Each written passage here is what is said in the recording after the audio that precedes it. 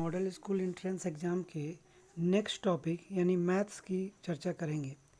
Maths में actually देखा जाए तो 5 से 6 टॉपिक्स होते हैं, जिसके अंतर्गत geometry, time, arithmetics, mensuration and add, subtract, multiplication, division and profit and loss से क्वेश्चन आते हैं। तो सबसे पहले हम ज्योमेट्री की चर्चा करते हैं, जिसमें मैंने कुछ क्वेश्चंस लिखा है। इस टाइप के ही क्वेश्चन होते हैं, उसमें एमसीक्यूज होते हैं। एक्चुअली एमसीक्यूज में 4 ऑप्शन दिए रहेंगे, जिसमें से एक सही रहेगा, उसको आपको टिक करना है, यानी कि गोल घेरा लगाना है।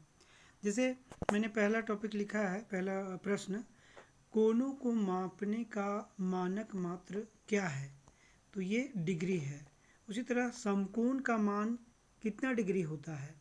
तो ये 90 डिग्री होता है। कभी इसी क्वेश्चन को उलट के पूछा जा सकता है कि 90 डिग्री के मान को कितना कोण कहते हैं, कौन सा कोण कहा जाता है? तो ये समकोण हो जाएगा। 90 डिग्री से कम वाले कोण को न्यून कोण कहते हैं, एक्यूट एंगल। 90 डिग्री से अधिक और 180 डिग्री से कम वाले को अधिक कोण यानी ऑब्ट्यूस एंगल। इसी तरह से अगर हम अरिथमेटिक में जाते हैं तो उसके अंतर्गत 1 अंक की सबसे बड़ी संख्या, 2 अंक की सबसे बड़ी संख्या, 3 अंक की सबसे बड़ी संख्या और 4 अंक की सबसे बड़ी संख्या, इस तरह के सवाल आते हैं। और इसके अंतर्गत इसी तरह से सबसे छोटी संख्या, 2 अंक की सबसे छोटी संख्या, 3 अंक की सबसे छोटी संख्या, और इनके बीच जोड़ या घटाव कहा जाएगा कि अगर 3 अंकों की सबसे बड़ी संख्या को 3 अंकों की सबसे छोटी संख्या से घटाने पर कितना प्राप्त होता है। 4 ऑप्शंस रहेंगे, इसी के अनुसार से आंसर देना है। कभी कभी ज्यामिति में बिंदु, रेखा, इससे संबंधित भी सवाल रहते हैं।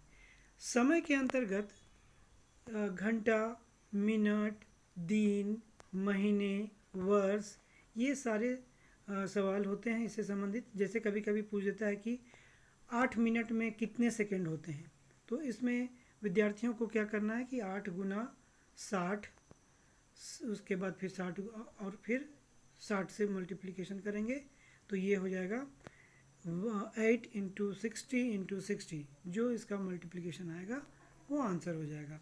इसी तरह से कभी कभी क्वेश्चन पूछ दिया जाता है कि जनवरी और दिसंबर महीने के दिनों की कुल संख्या कितनी होती है। 4 ऑप्शंस रहेंगे, जोड़ के आपको लिख देना है।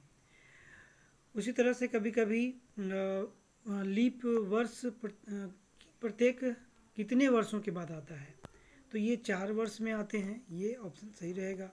उसी तरह कभी कभी पूछा जाएगा कि 24 घंटे का जो समय सारणी होता है वो कहाँ पे लागू होता है, कहाँ पे चलता है वो, तो वो रेलवे में, बस में या हवाई जहाज़ का जो टाइमिंग होता है वो 24 घंटे का होता है।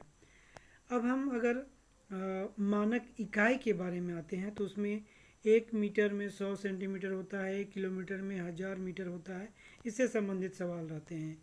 उसी तरह से वेट में 1 kilogram equal to 1000 gram, capacity में 1 लीटर इक्वल टू 1000 मिलीलीटर, और रुपये पैसे में 1 रुपया इक्वल टू 100 पैसा, ये संबंधित सवाल रहते हैं। इसमें क्या है कि मान लिया कभी लिखेगा कि 2 litre equal to how much millilitre, तो ऑफकोर्स इसमें 2000 ml आंसर आ जाएगा। तो इसी तरह से 5 रुपये में कितने पैसे होंगे, तो ये इस तरह से आंसर करना होगा। तो ये रुपया पैसा का ही संबंधित सवाल पूछा जा सकता है। अच्छा, मैथ्स में कभी कभी डायरेक्ट फार्मूलाज पूछ दिए जाते हैं, जैसे आयत का क्षेत्रफल, रेक्टेंगल का एरिया, तो ये लेंथ इंटू ब्रेड्थ होता है। उसी तरह कभी कभी क्यूब और क्यूबॉइड यानी घन और घनाभ में कितने फेसेज होते हैं, मतलब फलक कितने होते हैं, ये सवाल लास्ट टाइम पूछा हुआ था, तो ये देख लेना होगा विद्यार्थियों को। उसके बाद फिर स्थानीय मान से संबंधित सवाल जरूर रहता है। कोई संख्या 4 अंक 3 अंक का दे दिया जाएगा, उसमें से कोई एक अंक का स्थानीय मान पूछा जाएगा। जैसे मैंने यहाँ दिया है 7630 में 7 का स्थानीय मान कितना होगा, तो ये यहाँ 7000 यानी 7000 आंसर आएगा। तो इस तरह से ये स्थानीय मान के सवाल देख लेंगे। और प्रेडिसेसर और सक्सेसर यानी कि पहले की संख्या और बाद की संख्या वाले सवाल भी आते हैं, तो ये देख लेना होगा विद्यार्थियों को। और 4 अंकों का कोई संख्या रहेगा, उसको एक अंक के संख्या से भाग देना। जैसे यहाँ 7824 को भाग देना है 8 से, तो ये इस तरह के सवाल होते हैं। 4 अंकों की संख्या को 4 अंकों की संख्या से जोड़ना, दशमलव के जोड़ घटाव, और किसी तरह का कौन सी संख्या बड़ी है, छोटी है, बराबर है, इस तरह के सवाल होते हैं। उसी तरह अगला अंक क्या आएगा, एक सीरीज जो श्रृंखला होता है, जैसे 16, 32, 48। अब अगला अंक क्या आएगा, तो ये यहाँ देख रहे हैं कि 16 का जो मल्टीपल है वो आते जा रहा है 16 दूनी 32, 16 तीन 48। तो अब यहाँ उसका 16 चौके 64 है, तो 64 यहाँ आएगा आंसर। उसी तरह 18, 36, 54 के बाद क्या आएगा, तो उसका ये नेक्स्ट सीरीज में क्या आता है, ये सीरीज वाला सवाल एक होता है। अब 3 अंकों या 4 अंकों का मान दिया हुआ रहेगा और उसमें सबसे बड़ी संख्या कौन सी बन सकती है और सबसे छोटी संख्या कौन सी बन सकती है, ये पूछा जाएगा। जैसे 7, 8 और 9 से बनने वाली 3 अंकों की सबसे बड़ी संख्या क्या होगी, ये एवं सबसे छोटी संख्या क्या होगी। तो इनसे बनने वाली सबसे बड़ी संख्या 987 और 789, इस तरह से आंसर आपको जानना होगा। कुछ भिन्न से भी यानी फ्रैक्शन से भी सवाल होते हैं, जैसे 18 आमों का 3/2 भाग कितना होगा। तो ये का मतलब गणित में गुना होता है, हम लोग जानते हैं। तो 18 इंटू 3/2 करेंगे और 18 3 जा जितना आता है उसको 2 से फिर डिवाइड करेंगे, 27 आंसर आएगा। उसी तरह 28 इंटू 3/4 होगा, 4 से 28 कटेगा, 7 7 3 जा 21। इस तरह से भाग वाले सवाल भी होते हैं। प्रतिशतता वाले सवाल भी पूछे जाते हैं, जैसे 180 का 5% कितना होगा, तो ये 180 गुना 5/100, ये इसको भागा दे के काट के हम लोग निकाल लेते हैं, जो आता है आंसर वो चारों ऑप्शन में से देख लेते हैं। उसी तरह भिन्न में 9/10, 9/11, 9/12, 9/13 में सबसे छोटा भिन्न कौन सा होगा, इस तरह के सवाल आते हैं।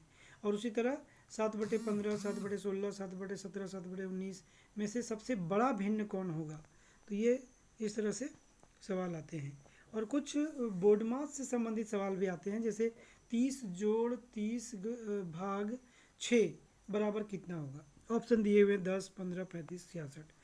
तो कभी कभी विद्यार्थी 30 जोड़ 30 60 कर लेते हैं और उसको 6 से डिवाइड कर देते हैं, तो ये गलत आंसर हो जाता है।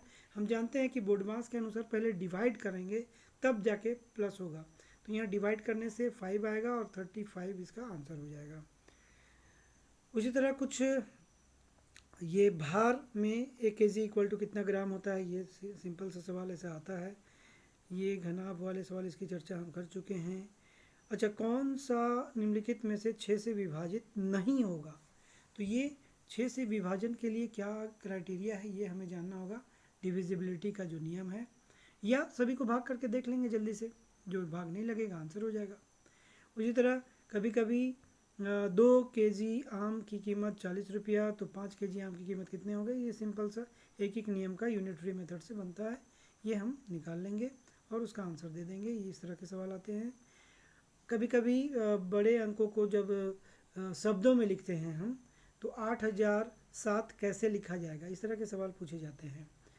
और लसा से सवाल भी होते हैं, एकदम सिंपल सवाल रहेंगे लेकिन लसा से सवाल होते हैं, ये हमें देख लेना होगा लघुत्तम समापन से।